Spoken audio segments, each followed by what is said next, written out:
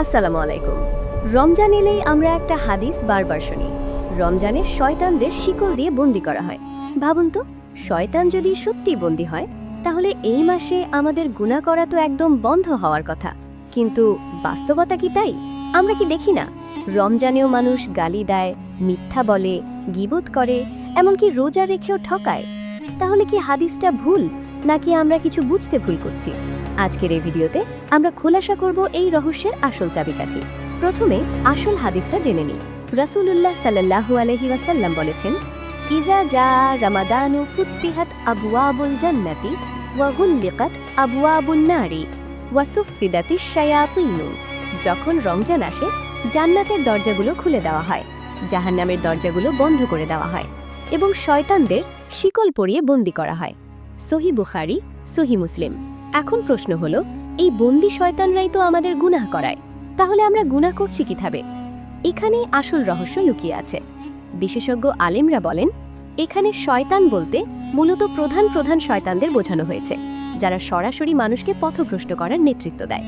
তাদেরকে বন্দি করা হয়। কিন্তু তার মানে কি সব শয়তানি শক্তি পুরোপুরি নিঃশেষ হয়ে গেল? আমরা ভুলে যাই আমাদের ভেতরে আরও একটা শক্তিশালী শত্রু আছে, যার নাম নফস বা প্রবৃত্তি।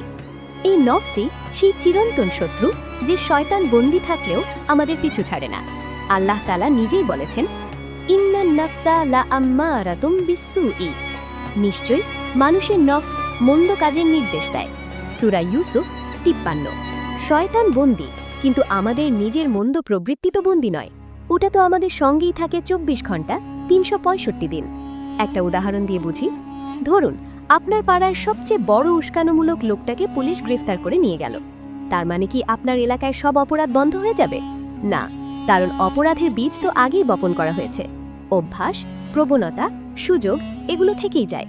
ঠিক তেমনি শয়তান বন্দী হলেও আমাদের পুরনো অভ্যাসগুলো বন্দী হয় না। যে মানুষ সারা বছর মিথ্যা বলতে অভ্যস্ত, সে রমজান এলেই হঠাৎ করে সত্যবাদী হয়ে যায় না, যদি না সে সচেতনভাবে চেষ্টা করে।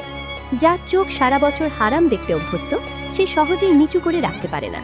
এবং সবচেয়ে বড় কথা, শয়তান বন্দী, কিন্তু তার সহযোগীরা কি বন্দী? আজকের যুগে শয়তানের সবচেয়ে বড় সহযোগী হলো 1. খারাপ বন্ধু, 2. খারাপ পরিবেশ, আর হ্যাঁ, আপনার মোবাইল ফোনের সেই সব কন্টেন্ট যা আপনাকে অজান্তেই গুনাহের দিকে টেনে নিয়ে যায়। শয়তান বন্দী, কিন্তু তার অস্ত্রগুলো তো ছড়িয়ে আছে চারদিকে। তাহলে কি বুঝলাম?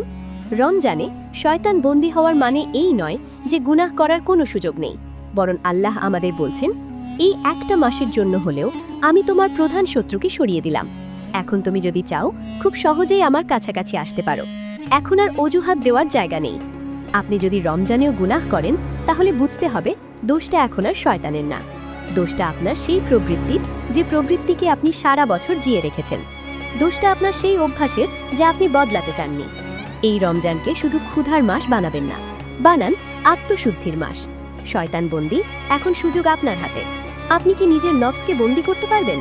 ভিডিওটা যদি ভালো লেগে থাকে তবে লাইক দিন। যারা সত্যি এই রমজানে নিজেকে বদলাতে চান, তাদের জন্য ভিডিওটা শেয়ার করুন। এবং হ্যাঁ, সাবস্ক্রাইব করতে ভুলবেন না। পুরো রমজান জুড়ে এরকম রহস্যময় টপিক নিয়েই থাকছি।